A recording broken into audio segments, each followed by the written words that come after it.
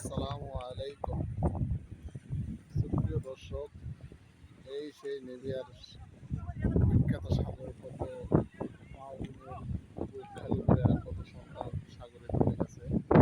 এই সেই সাগর সবার বাড়িতে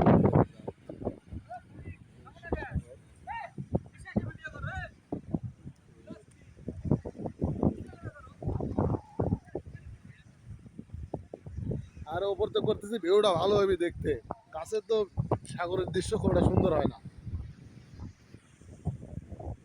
এই সেই সাগর, সবাই দেখুন, এই সেই সাগর।